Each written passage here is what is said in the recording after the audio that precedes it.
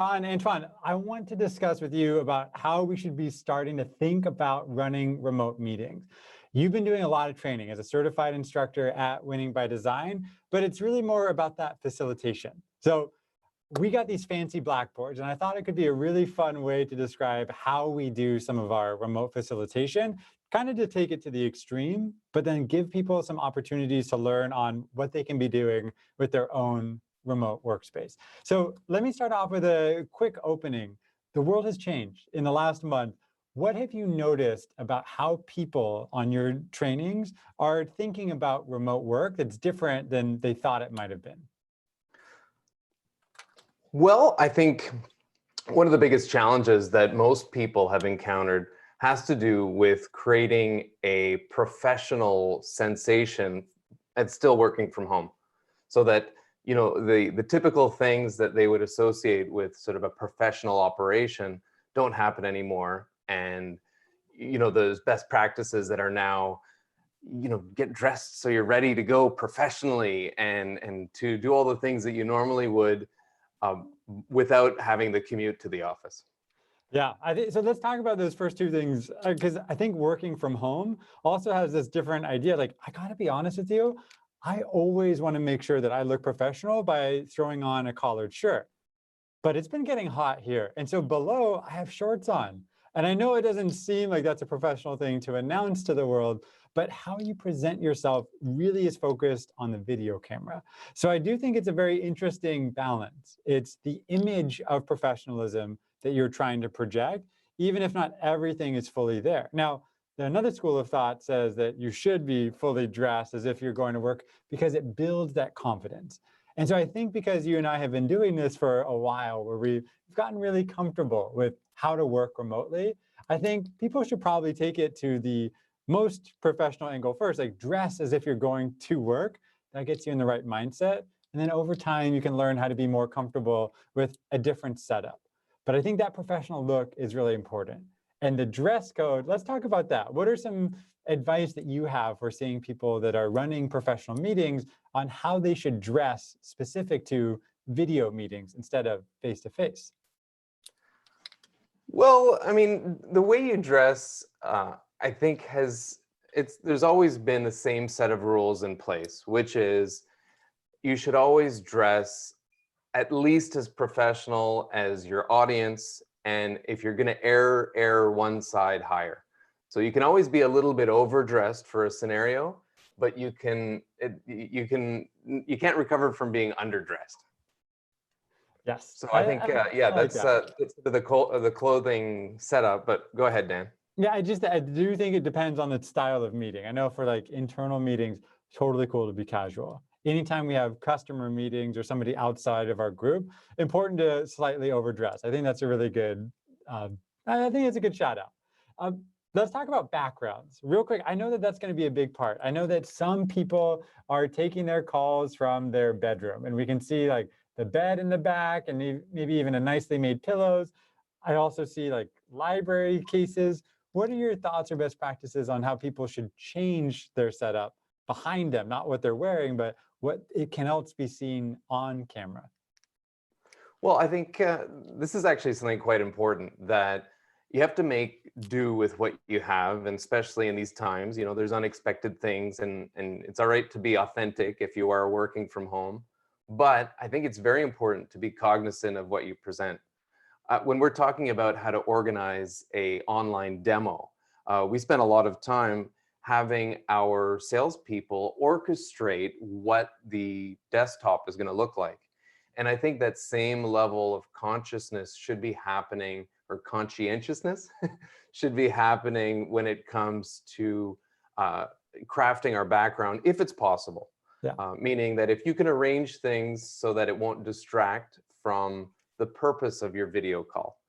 And I know that when there's really interesting or strange or unique things happening in the background, that's where all our eyes are going to be going.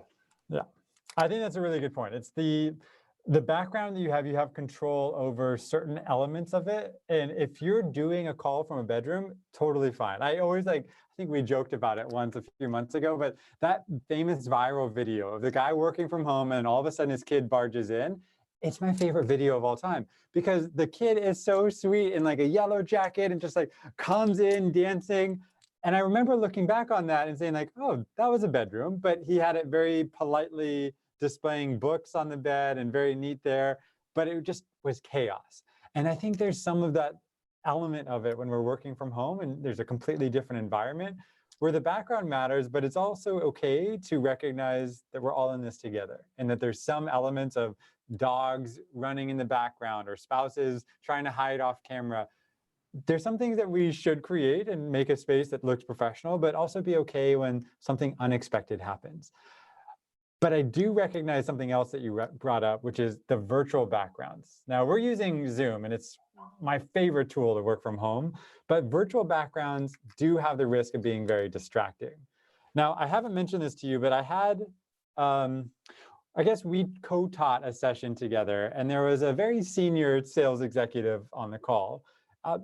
She's great, she's smart, she's funny, but there were 50 people that we were running the session with, and every 10, 20 minutes, she would change her virtual background.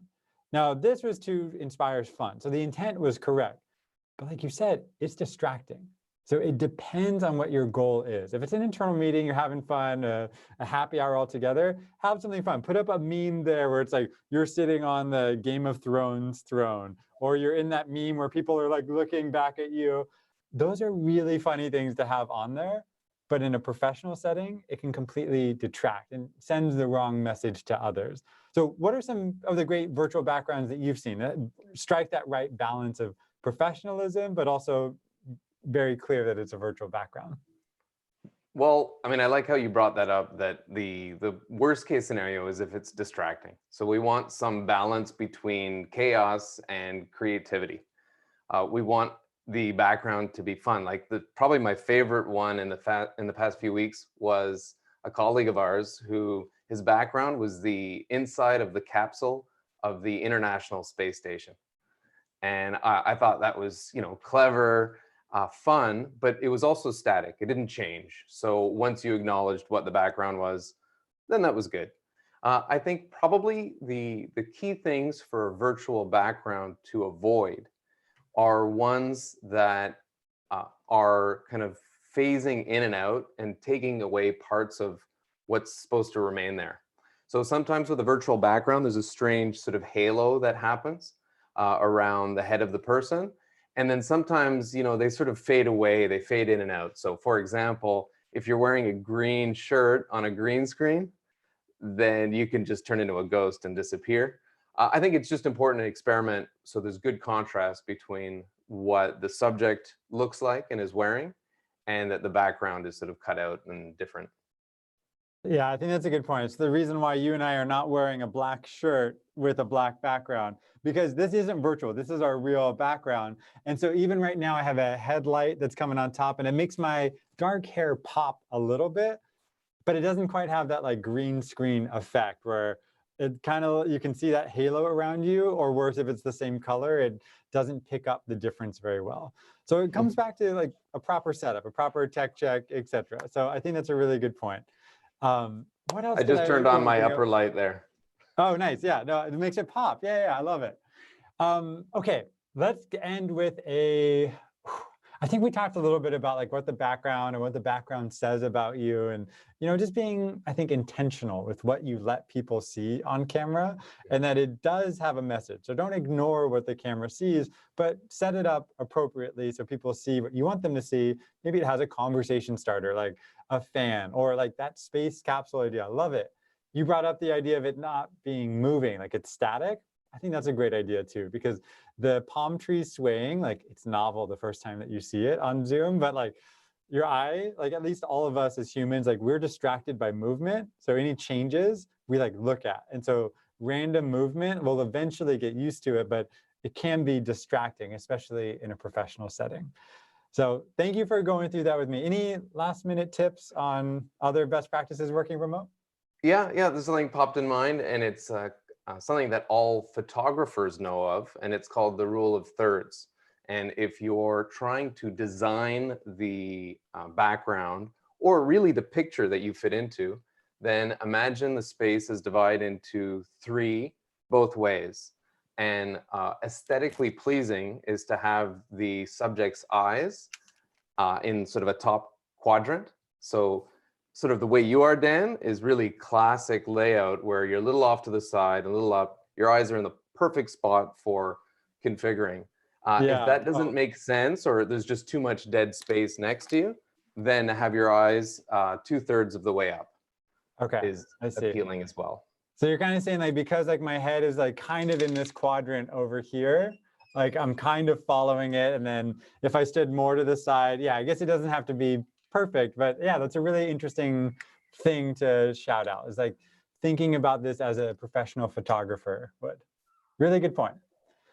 I see what you're doing with the plays. Yes. Cool. Well, thank you for going through this with me. I think this was a really fun, a quick discussion on some best practices and tips. So hopefully everybody watching gets a really good sense about thinking about your remote setup slightly different and getting creative with what you have around. You don't have to invest in a crazy Blackboard situation like Antoine and I have, because we use this for our work day to day. But it is important to take what you have and be conscious of what you're showing to other people. So Antoine, thanks for joining me today. I look forward to having you on for an upcoming session. All right. Thank you. We'll see you later. Okay, bye.